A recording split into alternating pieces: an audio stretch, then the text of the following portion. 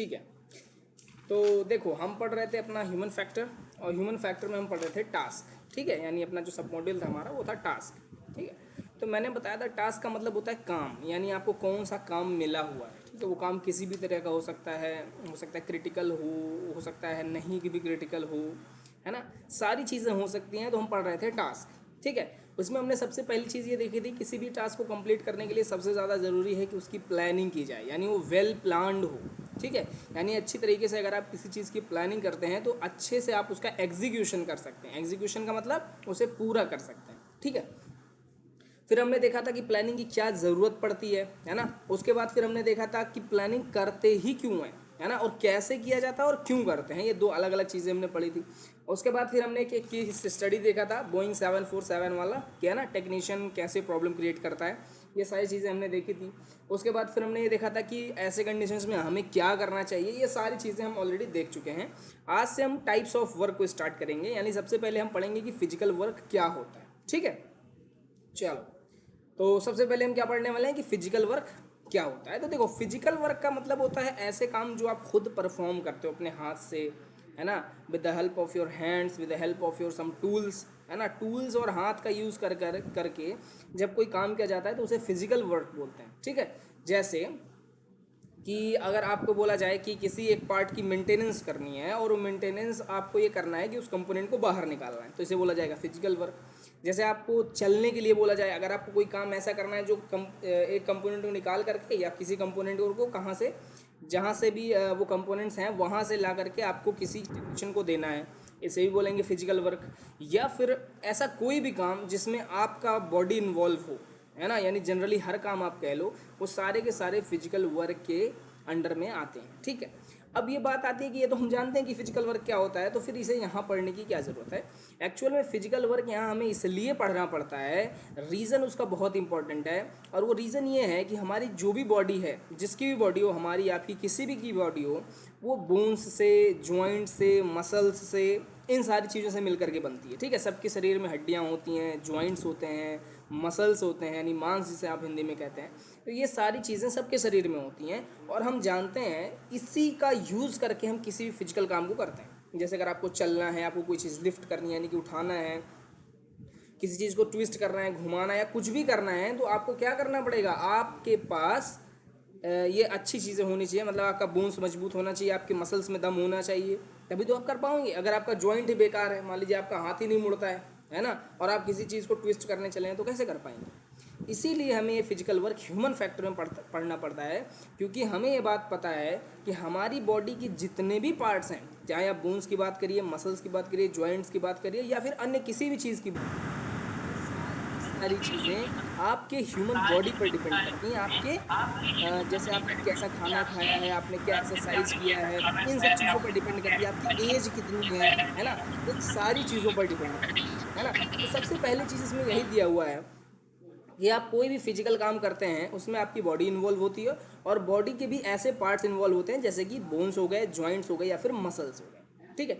और हम जानते हैं कि एजिंग के साथ जैसे जैसे किसी की उम्र बढ़ती चली जाती है, आपने घरों में भी देखा होगा कि आपके जो दादाजी होंगे, जो बहुत ज़्यादा बूढ़े होंगे, आप देखते हैं आप जितना वो लोड कैरी नहीं कर सकते, है ना। अगर आप 10 किलोग्राम अपने हाथ पे उठा सकते हैं तो वो नहीं उठा सकते हैं, ठीक है। इसका रीज़न क्या है, रीज़न सिर्फ इतना है क्योंकि उनकी जो बोन्स हैं, उनके जो जॉइंट्स हैं, उनके जो मसल्स हैं, अब उनमें इतना ज़्यादा स्ट्रेंथ नहीं रह गया है, ठीक है, समझ में आ गया, है ना। तो जब उतना ज़्यादा स्ट्रेंथ नहीं है उनके पास, तो वो उतनी चीज़ को लिफ्ट नहीं कर पा रहे हैं, ठीक है। ये सिंपल सा मतलब है, और इसीलिए हमें यहाँ पर पढ़ाया जा रहा है। अब देखो इनका काम क्या होता है। जैसे हमारे जो बोन्स हैं वो एक तरह से स्ट्रक्चर का काम करते हैं, हमने आपको पहले भी समझाया है। बोन्स जो हैं वो स्ट्रक्चर का काम करते हैं, यानी आप एक तरह से कहिए कि आपके शरीर को जो शेप देने का काम करते हैं वो बोन्स करते हैं, ठीक है। इमेजिन करिए कि अगर आपके शरीर में बोन्स ना होते तो आपका शरीर क्या ऐसे सीधे खड़े हो पाते आप, या ऐसे जैसे मैं बैठा हूँ सीधे आप बैठ पाते, या जो अभी आप बैठे हैं ऐसे सीधे बैठ पाते, नहीं बैठ पाते। आपको एक अलग से सहारे की ज़रूरत पड़ती, बाहर से एक्सटर्नल। आपके बोन्स होते हैं जो आपके पोस्चर को मेंटेन करते हैं, यानी अगर आप कोई एमटी जो है एयरक्राफ्ट मेंटेनेंस टेक्नीशियन, अगर वो बैठ कर, खड़ा होकर या लेट कर कोई भी काम कर रहा है, तो बिकॉज ऑफ देयर बोन्स, ठीक है, क्योंकि बोन्स ही वो पार्ट होते हैं जो पोस्चर को मेंटेन करने में हमारी मदद करते हैं, ठीक है, पहला। दूसरा आता है जॉइंट्स। तो जॉइंट्स का क्या काम है? अब जैसे मैं आपको बार बार हाथ ऐसे करके समझा रहा हूँ या ऐसे कुछ करके बोल रहा हूँ, या अगर आपको कुछ पूछना तो मैं कहता हूँ हैंड रेज करिए, तो आप हैंड रेज कर देते हैं। ये सारी चीज़ें कैसे होती हैं? With the help of your joints. यहाँ पर जॉइंट है, ये जॉइंट है, ये पूरा जॉइंट है, उंगलियों में भी देखिए जॉइंट्स हैं, है ना। तो जॉइंट्स का काम क्या होता है? आपके जितने भी बोन्स हैं उनको डिफरेंट डिफरेंट पोस्चर को मेंटेन करने के लिए एक सुविधा प्रोवाइड करना, एक सर्विस प्रोवाइड करना। जैसे अगर आपका हाथ जस्ट इमेजिन करिए ऐसे ही रहता, ठीक है, तो मुझे ऐसे बैठना पड़ता है ना। अगर मेरा हाथ ऐसे रहता तो मुझे ऐसे करके बैठना पड़ता। यानी कि अगर कोई भी चीज़, अगर हमारे पास जॉइंट्स ना होते तो हमें सिर्फ एक पोस्चर जो है वो ले करके हमेशा रहना पड़ता, जैसे, है ना। जैसे आपके घर में टेबल होगा, चेयर होंगे, तो बहुत सारे टेबल चेयर ऐसे होते हैं, आप देखेंगे वो फोल्ड हो जाते हैं ना। फोल्ड करके आप उन्हें कहीं भी रख दीजिए, कोई दिक्कत नहीं। क्यों? क्योंकि उसमें जॉइंट्स हैं, तो आप उनको फोल्ड करके आप छोटी सी स्पेस में रख देते हो। लेकिन बहुत सारे टेबल चेयर ऐसे होते हैं जो जॉइंट उसमें नहीं होता है, वो बिल्कुल एकदम रिजिड होते हैं, तो आप देखते हो वो उतना ही स्पेस लेंगे, चाहे आप यहाँ रखिए या उठा करके बगल में रख दीजिए, है ना। तो ये फ़ायदा है जॉइंट का। जॉइंट से आप चाहे आप नॉन लिविंग थिंग्स जैसे कि चेयर वगैरह की बात करिए या फिर ह्यूमन बॉडी की बात करिए, अगर जॉइंट्स हैं तभी पॉसिबल है कि आप डिफरेंट डिफरेंट पोस्चर ले लेंगे। जैसे आप कभी चल सकते हैं, कभी लेट गए, कभी बैठ गए, कभी कूद रहे हैं, है ना। जो भी आप कर रहे हैं it is because of joints, ठीक है। तो बोन्स का काम समझ में आ गया और जॉइंट्स का काम समझ में आ गया। अब बात आती है मसल्स की, कि मसल्स कैसे हेल्प करते हैं। तो एक्चुअल में जो मसल्स होते हैं आपके, वो क्या करते हैं, जो आपके जॉइंट्स और बोन्स है ना, इनको स्ट्रेंथ प्रोवाइड करते हैं। जैसे मान लीजिए कि हड्डी तो सबके शरीर में होती है, बोन्स सबके शरीर में होते हैं, हमारे भी शरीर में, आपके भी शरीर में, या आपके दोस्तों के शरीर में होंगे, आपके मम्मी पापा, किसी के भी शरीर में बोन्स होते हैं, है ना।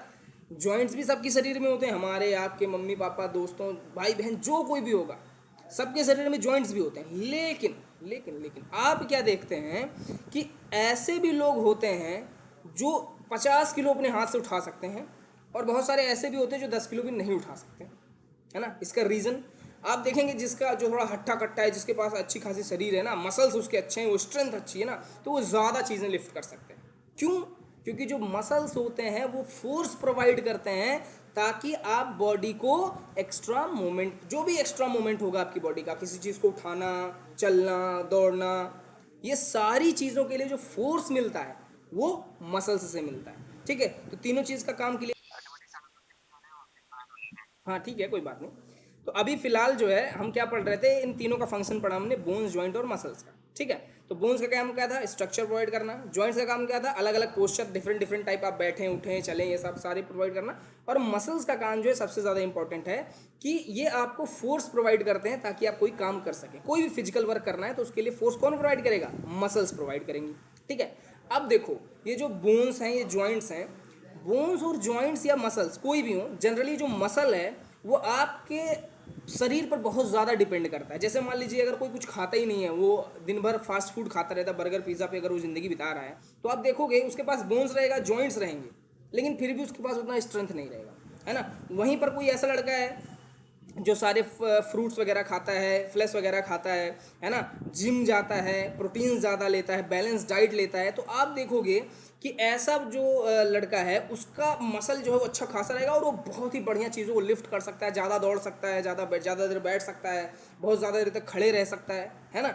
यानी कि जो बोन्स हैं, जॉइंट्स हैं, मसल हैं, ये सिर्फ और सिर्फ एज पर डिपेंड नहीं करते हैं, ठीक है। यानी एक क्राइटेरिया तो ये है कि जैसे जैसे आपकी एज बढ़ती जाती है, ये तीन के तीनों, चाहे आप बोन्स की बात करिए, जॉइंट्स की बात करिए या मसल्स की बात करिए, धीरे धीरे वीक होते जाते हैं, कमज़ोर होते जाते हैं, ठीक है। लेकिन इसके अलावा भी बहुत सारे फैक्टर्स हैं, जैसे आपने एक्सरसाइज करते हो कि नहीं करते हो, आपने खाना कौन सा खाना है, ठीक है, आप बैलेंस डाइट लेते हो कि नहीं लेते हो, आपकी स्लीप कैसी रहती है, यानी आप कितने अच्छे तरीके से सोते हो, कितने देर काम करते हो, उस रिस्पेक्ट में कितना आराम आपको मिलता है। ये सारी चीज़ें जब आप देखोगे ना, ये सारी चीज़ें एनालाइज करोगे, तब जाकर के अपने बोन, जॉइंट और मसल के स्ट्रेंथ को आप एनालाइज कर सकते हो, ठीक है। समझ में आया सभी को?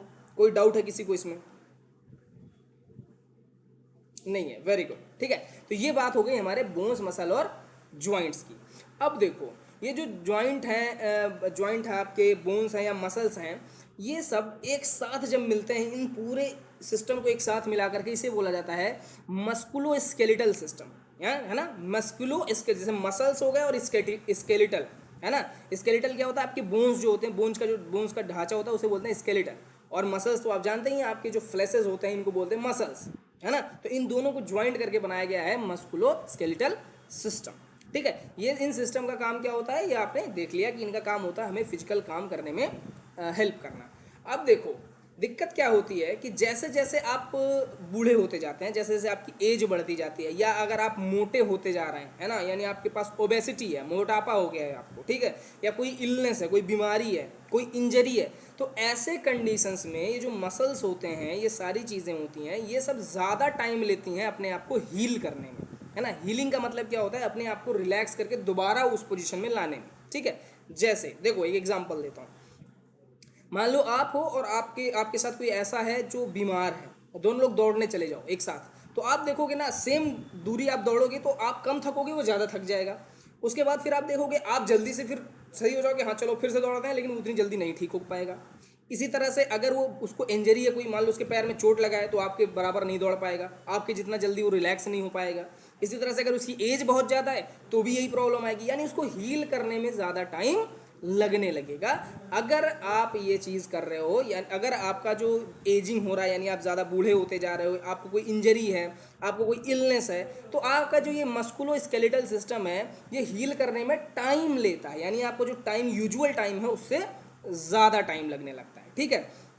तो मैं इसलिए इसको आपको पढ़ा रहा हूँ क्योंकि जब आप अगर मान लीजिए किसी ऑर्गेनाइजेशन में मैनेजमेंट सिस्टम में अगर आप काम कर रहे हैं, तो आपको इस बात का ध्यान रखना चाहिए कि जो लोग ज़्यादा एज्ड हैं, यानी जिनकी एज ज़्यादा है, उनको ऐसे काम ना दिए जाएं जिनमें बहुत ज़्यादा फिजिकल वर्क इन्वॉल्व हो, या फिर कोई ऐसा पर्सनल जो काम कर रहा है वो काफ़ी ज़्यादा बीमार है, अगर वो फिर भी काम करना चाह रहा है, पहली बात तो आप उसे रेस्ट दीजिए। अगर वो आप रेस्ट नहीं दे रहे फिर भी वो नहीं लेना चाह रहा है, तो आप उसको ऐसा काम दीजिए जो ज़्यादा फिजिकल वर्क ना हो। या किसी को इंजरी है, वो फिर भी काम करना चाह रहा है, तो उसको ऐसे फिजिकल टास्क नहीं देने चाहिए। क्यों नहीं देने चाहिए? क्योंकि उनकी जो ये बॉडी है, मस्कुलोस्केलेटल सिस्टम है, वो हील करने में ज़्यादा टाइम लेगा, ठीक है। समझ में आ गया सभी को, है ना। अब देखो इस पे एक रिसर्च किया गया, जो बोइंग कंपनी है, जो एयरक्राफ्ट मैन्युफैक्चरिंग में लीडिंग कंपनी है, दो ही कंपनियां लीडिंग हम सभी जानते हैं, एक है एयरबस और दूसरा बोइंग।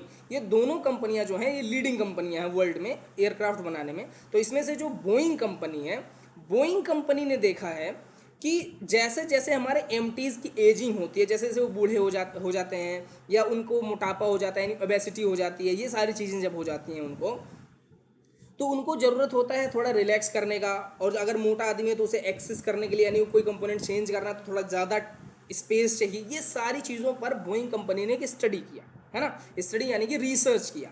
रिसर्च कैसे किया, क्या क्या चीज़ें उसमें रिसर्च करी उसने, तो उसमें ये रिसर्च किया गया कि बॉडी साइज़ क्या है, यानी जो भी हमारे आसपास के एमटीज़ हैं जो हमारे एविएशन में काम करते हैं, उनकी बॉडी साइज़ क्या है। फिर देखा गया कि उनके बॉडी में कितनी स्ट्रेंथ है ना।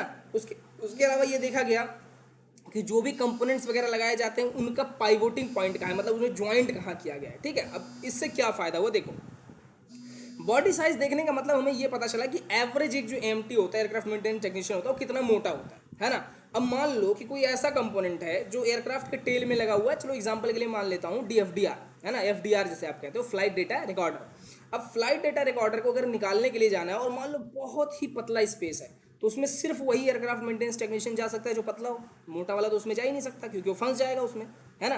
तो बोइंग ने इस बात को ध्यान रखा कि एवरेज मोटाई कितनी है हमारे एयरक्राफ्ट मेंटेनेंस टेक्नीशियन की, ताकि हम उनको प्रोवाइड कर सकें उतना स्पेस एटलीस्ट कि वो जा करके आराम से मेंटेनेंस कर सकें। दूसरी बात स्ट्रेंथ। अब मान लो कोई बहुत बड़े बड़े कंपोनेंट जोड़ दिए हैं एयरक्राफ्ट में, है ना, जो 2-4 एमटीज़ के बस की बात ही नहीं है कि उसको उठा के लगा सकें या निकाल सकें, तो ऐसे कंपोनेंट्स का क्या फ़ायदा है जिसमें 20 लोग लगेंगे उसको मेंटेन करने में, है ना। तो बोइंग ने इसको भी एनालाइज किया। इसके अलावा कहाँ पर वो कंपोनेंट लगाए हुए हैं, मतलब ऐसी जगह तो नहीं लगा दिया जहाँ मेंटेनेंस करना इम्पॉसिबल है ना।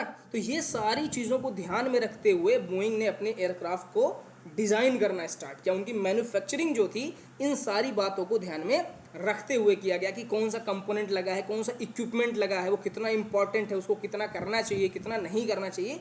ये सारी की सारी बातें जो हैं बोइंग ने ध्यान में रखते हुए एज ए रिसर्च करते हुए इसने जो है अपनी मैन्युफैक्चरिंग आगे बढ़ाई। मैन्युफैक्चरिंग मत कहिए, आप डिज़ाइनिंग कहिए, ठीक है, क्योंकि जब डिज़ाइनिंग हो जाती है उसके बाद मैन्युफैक्चरिंग होती है, ठीक है। तो डिज़ाइनिंग के लिए सारे डेटा बोइंग ने इकट्ठा किए हैं, ठीक है। और इसी बेस पर आजकल के मॉडर्न एयरक्राफ्ट का जो मैन्युफैक्चरिंग होता है वो इसी डेटा के आधार पर किया जाता है, ताकि जो टेक्नीशियंस हैं, जो इंजीनियर्स हैं, उनको काम करने में कोई परेशानी ना आए, ठीक है। समझ में आया सभी को ये रिसर्च क्या था।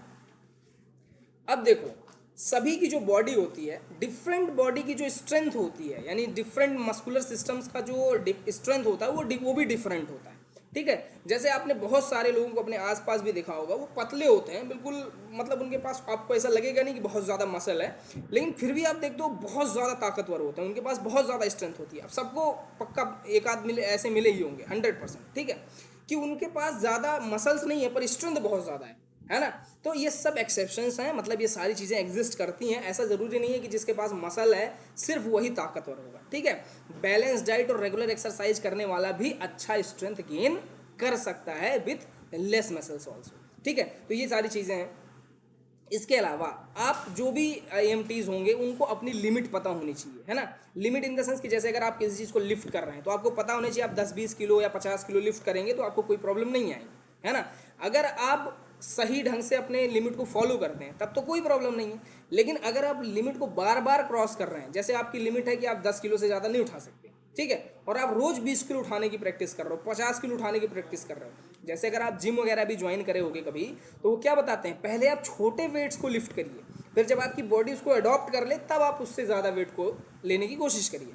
ऐसे ही हमारे एविएशन के अंदर भी है, जब कोई भी एमटीज अपनी लिमिट को क्रॉस करते हैं, है ना, तो इसकी वजह से क्या होता है, आपकी बॉडी में एक्स्ट्रा फटीग आता है। मतलब आपकी बॉडी जो है वो रेगुलरली जितनी थक रही थी उससे ज़्यादा थक जाएगी, और जब ज़्यादा थकेगी तो हो सकता है ये इंजरी भी कॉज कर दे। जैसे फॉर एग्जांपल कोई भी चीज़ है, आपके पास एक रबर है, आप उसको एक हद तक फैलाएंगे तो ठीक है, ज़्यादा फैला देंगे तो टूट जाएगा।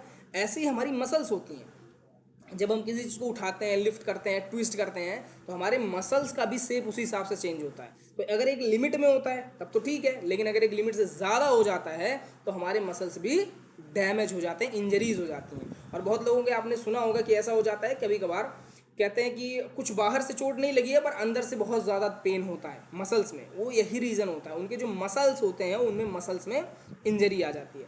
बहुत बार तो ऐसा होता है कि बहुत ज़्यादा मतलब डेंजरस हो जाता है, आपको काफ़ी ज़्यादा ऑपरेशन वगैरह भी करवाना पड़ जाता है, ठीक है। तो ये आप कभी भी अगर एज एएमटी किसी भी ऑर्गेनाइजेशन में काम कर रहे हैं तो आपकी रिस्पॉन्सिबिलिटी है कि आप अपने लिमिट को क्रॉस ना करें, ठीक है, समझ में आ गया। उसके अलावा अगर आप फिजिकल टास्क को परफॉर्म कर रहे हैं, ठीक है, तो अगर जैसे ही आप फिजिकल टास्क को परफॉर्म करना चालू करेंगे, कुछ देर तक करेंगे, कुछ देर तक आप जैसे ही काम करेंगे तो आपकी शरीर जो है वो फटीग महसूस करना चालू कर देगी, ठीक है। और ये बहुत ही नॉर्मल सी कंडीशन है, अगर आपके साथ ऐसा नहीं हो रहा है तो भी प्रॉब्लम है। यानी जब आप काम कर रहे हैं तो आपकी बॉडी को ज़रूरी है कि वो फटीग फील करे, है ना। और अगर वो फटीग फील करेगी तो आप नॉर्मल बॉडी बिहेव आपकी कर रही है, आपको उससे कोई प्रॉब्लम नहीं है। लेकिन ज़्यादा देर तक अगर आप काम करते हैं तो आपकी बॉडी भी ज़्यादा फटीग फील करेगी। तो यानी कि आपकी बॉडी जब फटीग फील करे और उसे प्रॉपर रेस्ट करने का टाइम मिले, जैसे मान लीजिए आपने दिन में 4 घंटे काम किया और रात में आराम से 6-7 घंटे अगर आप सो रहे हैं तो कोई भी प्रॉब्लम नहीं है। यानी अगर आपकी बॉडी फटीग फील कर रही है और फिर उसके बाद आपको प्रॉपर रेस्ट मिल रहा है, रिलैक्स करने का टाइम मिल रहा है, रिलैक्सेशन पीरियड मिल रहा है ना, एक टाइम मिल रहा है जहाँ पर आप रिलैक्स कर पा रहे हैं, तो कोई प्रॉब्लम नहीं है, ये तो नॉर्मल बिहेवियर है। लेकिन अगर ऐसा हो रहा है कि आप काम ज़्यादा कर रहे हैं और आपको आराम करने का, फटीग से रिलैक्स करने का जो टाइम है वो कम मिल रहा है, तो ऐसे कंडीशंस में फिर आपके जो मसल्स हैं वो, मैंने बताया फटीग क्या होता है, क्यूमुलेटिव होता है, वो इकट्ठा होता जाता है ना। तो कुछ दिन के बाद, जैसे शुरू में बोला जाता है ना कि कुछ दिन आप ठीक से काम करोगे उसके बाद अचानक से आपकी शरीर बहुत ज़्यादा थक जाती है, उसका रीज़न यही होता है, क्योंकि क्या होता है कि आपके जो फटीग है वो इकट्ठा होते जाते हैं, फिर एक साथ जब सारा फटीग आ जाता है तो फिर आपका काम करने का भी मन नहीं करता है, आपको उठने का भी मन नहीं कर सकता है, हो सकता है आप हॉस्पिटलाइज्ड भी हो जाए, ठीक है। तो ये डिपेंड करता है कि किस तरह से आप काम करते हैं, ठीक है। अब देखो, अगर प्रॉपर रेस्ट आपको नहीं मिलता है तो दो चीज़ें हो सकती हैं, एक तो इलनेस, या पहले तो आप बीमार पड़ जाएंगे, या फिर इंजरी भी हो सकती है। जैसे आपने अगर ज़्यादा लिमिट जो है क्रॉस कर दिया अपने मसल्स का, तो मसल्स क्या होता है, डैमेज हो जाएंगे, फिर वो धीरे धीरे ठीक होंगे, जब ठीक हो जाएंगे तब ना आप अगला काम उनसे लोगे, ठीक है। तो इंजरी भी हो सकती है और इलनेस भी हो सकती है, ठीक है। तो ये हमारा खत्म हो गया फिजिकल वर्क, ठीक। समझ में आ गया सभी को कि फिजिकल वर्क एक्चुअली होता क्या है, किस रीजन से होता है, उसमें कौन कौन से पार्ट्स इन्वॉल्व होते हैं, ठीक है, समझ में आ गया सभी को। अब देखो, जो नेक्स्ट हमारा टॉपिक है वो है रिपीटेटिव वर्क। ठीक है। फिजिकल वर्क तो हमने समझ गया, फिजिकल वर्क मतलब हो गया कि कोई भी काम करना। रिपीटेटिव वर्क का या रिपीटेटिव टास्क का मतलब ये होता है कोई एक काम बार बार करना, है ना। जैसे मान लो कि आप एयरक्राफ्ट मेंटेनेंस टेक्नीशियन हो और आपका काम है कि आप सिर्फ और सिर्फ सुबह में जब एयरक्राफ्ट टेक ऑफ करने जाएगा उसके पहले आपको कोई चेकलिस्ट दी जाती है, आपको विजुअल इंस्पेक्शन करना है टायर्स का या इंजन का या जो कुछ भी, रोज वही काम करना है आपको। तो ऐसे काम को बोलेंगे रिपीटेटिव टास्क या फिर रिपीटेटिव वर्क, ठीक है। अब इसका एक बड़ा नुकसान है। नुकसान ये है कि जो रिपीटेटिव काम होता है, जैसे आप खुद समझते होंगे, अभी आप लोग ट्रेनिंग में भी जाने वाले हैं, जब आप ट्रेनिंग में जाओगे तो वहाँ भी देखना शुरू के 2-4 दिन आपका बहुत ज़्यादा मन लगेगा वहाँ पर, आप बिल्कुल उधर ही रुके रहोगे, चाहे जितनी धूप हो गर्मी हो कोई फ़र्क नहीं पड़ेगा। लेकिन जैसे ही 2-4-10 दिन के बाद अब अधिकतर चीज़ें उसमें से जान जाओगे ना, फिर कहोगे अरे यार चलो फिर कल कर लेंगे, अरे ये तो जानते ही हैं, ठीक है। इस तरह की फीलिंग आपको आने लग जाएगी, यानी कि जो वर्क है वो बोरिंग होने लग जाएगा धीरे धीरे, यानी आप उससे बोर होना स्टार्ट कर दो जाओगे, ठीक है। या फिर टीडीएस हो जाएगा, ठीक है। टीडीएस का मतलब होता है कि थक जाना है, थकाऊ काम हो जाएगा, अरे रोज का यही करना है, ठीक है। तो ये क्या हो जाता है, इसको बोलते हैं रिपीटेटिव टास्क। इसका दो नुकसान है, ये थकाऊ या फिर बोरिंग हो सकता है जिसमें आपका इंटरेस्ट ना है, ठीक, अनइंटरेस्टेड, अरे चलो करना भी है मजबूरी में, चलो कर लेते हैं, ऐसा इस तरीके की आपकी जो है सोच हो जाएगी, है ना। तो इसका जो डिसएडवांटेज है सबसे बड़ा वो है कॉम्प्लिसेंसी। कॉम्प्लिसेंसी का मतलब होता है जो कुछ चीज़ें बताई गई हैं उस हिसाब से करना।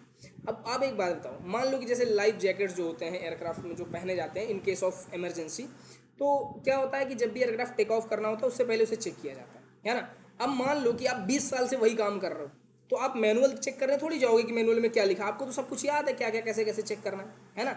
लेकिन अब आप क्या है, आप तो कॉन्फिडेंट हो क्योंकि आपने 20 साल उसी पे काम किया, आपको तो कोई प्रॉब्लम ही नहीं है उसमें।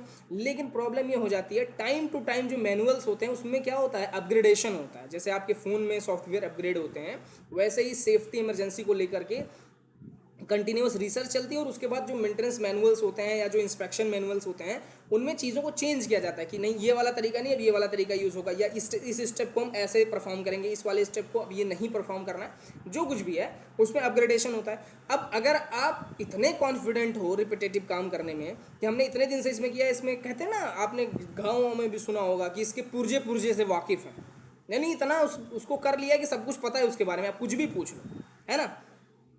तो वही होता है। और इससे क्या होता है, जो एविएशन का मेंटेनेंस है वो प्रभावित हो जाता है, इफेक्टेड हो जाता है। कैसे, कोई अपग्रेडेशन आया, आप मेंटेनेंस मैनुअल तो देखते नहीं हो क्योंकि आपने तो हमेशा से वही काम किया है, तो इस कारण से वो आप अवेयर नहीं हो पाओगे कि कोई अपग्रेडेशन आया है ना। और जब आप अवेयर नहीं हो पाओगे तो आप उसी तरह से मेंटेन करोगे और हो सकता है कि इन फ्यूचर अगर कोई एक्सीडेंट इंसिडेंट हो और आप कोई स्टेप भूल गए हो तो उससे प्रॉब्लम आ सकती है, ठीक है। इसके अलावा कि हो सकता है कि आप इतना ज़्यादा काम कर लिए हो कि आपको पता हो कि यार ये स्टेप अगर नहीं भी करेंगे तो काम चल जाएगा, ठीक है, इससे कोई नुकसान नहीं हो, तो आप क्या करोगे, उस स्टेप को बार बार स्किप करोगे, है ना। अब जब आप उस स्टेप को बार बार स्किप करोगे और कोई जूनियर आपके सुपरविजन में काम करेगा तो क्या करेगा, वो क्या सीखेगा, वो भी वो स्टेप स्किप करना सीख जाएगा, यानी जो ऑर्गेनाइजेशन का जो सेफ्टी कल्चर है वो भी हार्म हो जाएगा, उसका भी नुकसान हो जाएगा, ठीक है। तो जनरली होता क्या है कि रिपीटेटिव टास्क वैसे तो एविएशन में कम ही है, लेकिन फिर भी क्योंकि हमारा शिफ्ट वगैरह चेंज होता रहता है, हमें अलग अलग डिपार्टमेंट्स मिलते रहते हैं, लेकिन फिर भी अगर रिपीटेटिव आप काम कर रहे हैं तो उसके लिए हमेशा ये है चीज़ कि आप मेंटेनेंस मैनुअल वगैरह से अपग्रेड रहिए, ठीक है। ऐसा नहीं है कि आप बिल्कुल उसको छोड़ दीजिए, है ना। आप अगर आपको बोर लग रहा है तो थोड़ा थोड़ा ब्रेक लेके काम करिए, लेकिन अपने काम को सही तरीके से परफॉर्म करिए, ठीक है। ये चीज़ समझ में आई सभी को, कोई दिक्कत इसमें, ठीक है। अब देखो नेक्स्ट जो है वो आता है हमारा विजुअल इंस्पेक्शन, जो कि बहुत बहुत बहुत ज़रूरी है, ठीक है। विजुअल इंस्पेक्शन का मतलब होता है आंखों से देख करके इंस्पेक्ट करना, निरीक्षण करना, है ना, एक तरह से पता लगाना कि कहीं कोई डिफेक्ट तो नहीं है आंखों से देख के, है ना। जैसे फॉर एग्जांपल आप घर वगैरह में भी अगर मान लो सब्जी उब्जी खरीदने जाते होगे मार्केट में, तो आप क्या करते हो वहाँ पे, है ना, सब्जी के अंदर काट के तो उसे नहीं देखते, आप क्या करते हो, विजुअल इंस्पेक्शन करते हो, विजुअली उसे देखते हो, आंखों से उसे देख के पता करते हो, या फिर उसे टच करके थोड़ा सा पता कर लिया उसको कि ये सही है या नहीं है, ठीक है। तो इसी को अगर आप एयरक्राफ्ट में इस्तेमाल करते हैं, यानी एयरक्राफ्ट के पार्ट्स को, एयरक्राफ्ट के कंपोनेंट्स को, इक्विपमेंट्स को या किसी और चीज़ को अगर सिर्फ आंख से देख करके, यानी देख करके, आप आंखों से देख करके उसे एनालाइज कर रहे हो कि उसमें कोई डिफेक्ट है कि नहीं है, उसमें कोई प्रॉब्लम है कि नहीं है, अगर ये चीज़ें आप कर रहे हो तो इसे बोला जाता है विजुअल इंस्पेक्शन, ठीक है। अब देखो जो विजुअल इंस्पेक्शन है ये सबसे ज़्यादा यूज होने वाला इंस्पेक्शन है ना, ऑब्वियस सी बात है, आँख से तो सभी देखते हैं, तो एक तरह से ये सबसे ज़्यादा यूज होने वाला इंस्पेक्शन है एविएशन मेंटेनेंस में, ठीक है। यानी कि अगर इसका अगर डेफिनेशन आप बोलो तो आंखों से देखकर यानी विजुअली देख करके ये पता लगाना कि एयरक्राफ्ट एयरवर्दी कंडीशन में है या नहीं है, इस कंडीशन को या इस मेथड को बोला जाता है विजुअल इंस्पेक्शन, ठीक है। अब देखो इसके लिए आप क्या क्या यूज़ कर सकते हो, तो आप आइज़ का यूज़ कर सकते हो यानी अपनी आंखों का यूज़ कर सकते हो, टच करके, स्मेल करके या सुन करके, ये सारे विजुअल में आते हैं। विजुअल मतलब सिर्फ इतना नहीं होता कि सिर्फ आंख से देखना, आप सुन सकते हो, आप स्मेल कर सकते हो, ये सारी चीज़ें भी आप परफॉर्म कर सकते हो। इसके अलावा मैग्नीफाइंग ग्लासेस का आप यूज़ कर सकते हो, बोरोस्कोप का आप यूज़ कर सकते हो। बोरोस्कोप एक इक्विपमेंट होता है, आप जानते होंगे, आपने पढ़ा होगा, ठीक है। तो बोरोस्कोप का आप यूज़ कर सकते हो, है ना। मैग्नीफाइंग ग्लासेस का आप यूज़ कर सकते हो। इन सभी चीज़ों का यूज़ करके आप जो इंस्पेक्शन परफॉर्म करते हो उसे बोला जाता है विजुअल इंस्पेक्शन, ठीक है। विजुअल इंस्पेक्शन के लिए एक चीज़ ज़रूरी है कि आपकी जो आँख है वो सही होनी चाहिए, यानी सही तरीके की होनी चाहिए, सही ढंग से होना चाहिए। पता चला आप विजुअल इंस्पेक्शन करना चाहते हो और आपको दिखाई नहीं देता है ना, तो प्रॉब्लम है। तो या तो आपका आँख पूरी तरह से सही हो, या फिर आपके पास ग्लासेस हो, यानी मैग्नीफाइंग आपका चश्मा जो है ना, जिसे स्पेक्स बोलते हैं, चश्मा आपका सही होना चाहिए ताकि आप सही ढंग से उसका इंस्पेक्शन कर पाओ, ठीक है। जो ऐसा नहीं है कि आँख सही नहीं है तो आप एयरक्राफ्ट मेंटेनेंस टेक्नीशियन नहीं बन सकते, बनोगे, पर आपका जो ग्लास है वो सही होना चाहिए, आपका चश्मा सही ढंग का होना चाहिए, ठीक है। फिर इसमें एक और चीज़ इन्वॉल्व होती है कि जब आप कोई चीज़ देखते हो, देखने के बाद आप एनालाइज कर सको, उस पर जजमेंट ले सको कि अब मुझे आगे क्या करना है। और ये इसके लिए ज़रूरी है कि आपकी विजुअल इंस्पेक्शन जो भी की जाती है उसके लिए आपको ट्रेनिंग दी जाए, है ना। प्रॉपर आपको ट्रेन किया जाए कि कैसे किया जाता है, क्या क्या तरीके हैं इसको करने के, क्या चीज़ देखने के बाद आपको कैसा डिसीजन लेना चाहिए। इसके अलावा एक्सपीरियंस्ड पर्सन के साथ काम करो ताकि आपको भी एक्सपीरियंस हो जाए कि अगर ऐसा हमें दिख रहा है तो इसका मीनिंग क्या हो सकता है ना। या फिर आप कॉमन सेंस का भी यूज़ कर सकते हो, जैसे अगर कहीं पर मॉइस्चर बहुत ज़्यादा है तो आप ये प्रिडिक्ट कर सकते हो कि आने वाले टाइम में यहाँ पर करोजन हो सकता है। तो ये आपको कोई सिखाएगा नहीं, है ना। ये क्या है, आपका कॉमन सेंस, आप यूज़ करो, ठीक है। कॉमन सेंस का मतलब अपनी समझ होता है, ठीक है, जो जनरल लोग भी यूज़ करते हैं, है ना। अब देखो कुछ स्टेप्स हैं हमारे विजुअल इंस्पेक्शन में, है ना। क्या क्या क्या स्टेप्स हैं, तो सबसे पहला स्टेप क्या है, आपको वो पता होना चाहिए कि आपको एरिया कौन सा इंस्पेक्ट करना है, ठीक है। जैसे मान लो कि आपको बोला गया कि एयरक्राफ्ट का लैंडिंग गियर जो है उसका आपको विजुअल इंस्पेक्शन करना है। अब आपको यही नहीं पता है कि लैंडिंग गियर किसे कहते हैं, ये लैंडिंग गियर कहाँ पे है एयरक्राफ्ट में, तो आप क्या इंस्पेक्शन करोगे, है ना। तो यानी आपको वो एरिया पता होना चाहिए जहाँ पर आप इंस्पेक्शन करना चाह रहे हो या जहाँ पर आप जो इंस्पेक्शन है वो करने जा रहे हो, ठीक है। दूसरी बात क्या है कि आपके पास सारी फैसिलिटीज़ अवेलेबल होना चाहिए, है ना। जैसे मान लो सरफेस क्रैक आप चेक करने के लिए जा रहे हो, तो सरफेस क्रैक यार बहुत तरीके का होता है ना। जरूरी नहीं है कि इतना बड़ा क्रैक होगा कि आपको आंखों से दिख जाएगा, बहुत सारे माइनर क्रैक्स होते हैं जो जिनको आप अपने आंखों से नहीं देख सकते, है ना।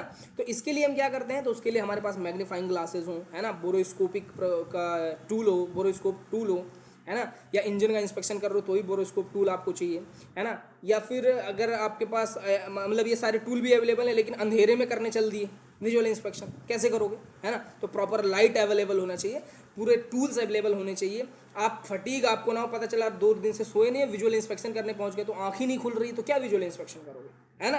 तो ये सारी चीज़ों का आपको ध्यान रखना है। सबसे पहला क्या कि जिस भी एरिया में हमें विजुअल इंस्पेक्शन करना है वो एरिया हमें समझ में आना चाहिए, वो एरिया है क्या, उसके बारे में नॉलेज हमें होना चाहिए, स्किल होना चाहिए, एक्सपीरियंस होना चाहिए। दूसरा, उसके लिए अवेलेबल सारे टूल्स हमारे पास होने चाहिए, है ना। फैसिलिटीज़ सारी अवेलेबल होनी चाहिए, जैसे कि लाइट हो गया या फिर और टूल्स वगैरह हो गए। इसके अलावा जो विज़न है वो सिमेट्रिकल और स्लो होना चाहिए, ठीक है। विजुअल इंस्पेक्शन का मतलब ये नहीं होता है कि जैसे मान लो आपको ये मेरे हाथ का विजुअल इंस्पेक्ट ऐसे ऐसे हाँ ठीक है कोई दिक्कत, ऐसे नहीं होता।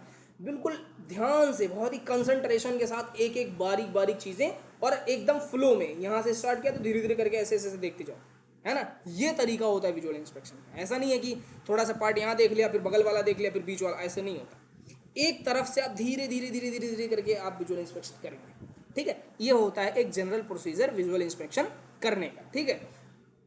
अब देखो, हो सकता है कि अगर आप जैसे मैंने बताया रिपीटेटिव टास्क आपको मिले, मतलब आपका काम सिर्फ विजुअल इंस्पेक्शन ही करना हो, तो आप बोर हो जाओगे, है ना।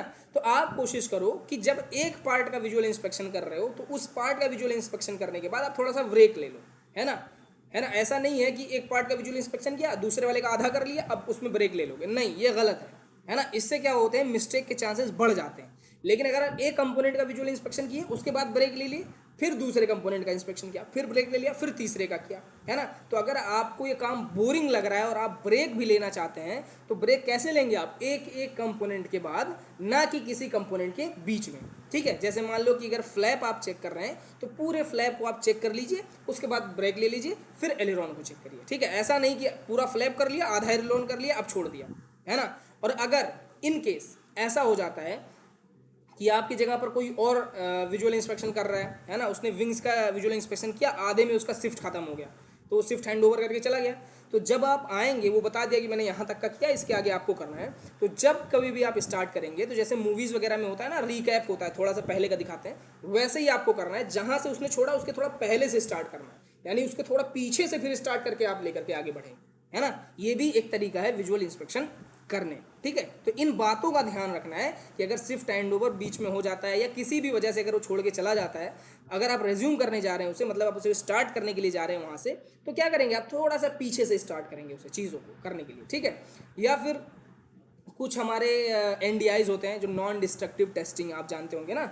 नॉन डिस्ट्रक्टिव टेस्टिंग का मतलब होता है ऐसे टेस्ट जिसमें हम किसी तरह का तोड़ फोड़ नहीं करते हैं, ना पार्ट्स को काटेंगे ना उसे खोलेंगे, हम उसको ऊपर से ही टेस्ट कर लेते हैं कि इसके अंदर कोई प्रॉब्लम तो नहीं है। उसे बोलते हैं NDI, नॉन डिस्ट्रक्टिव टेस्टिंग, नाम से ही पता चल रहा है ना। यानी ऐसी टेस्टिंग जिसमें किसी तरह से डिस्ट्रक्शन ना हो, है ना।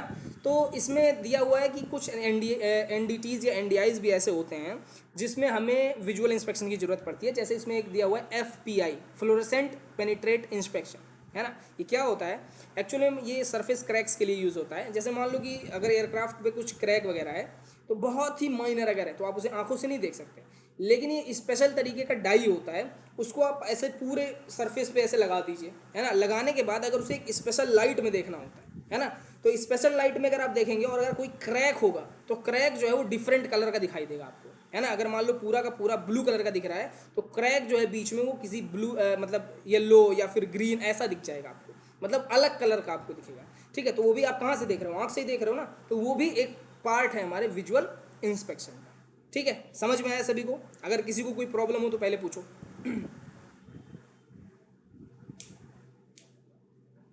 समझ में आ गया, ठीक है। तो ये था हमारा आज का टॉपिक, ठीक है। हमारे पास 1-2 मिनट है, अगर किसी को कोई क्वेश्चन पूछना हो तो आप पूछ लो।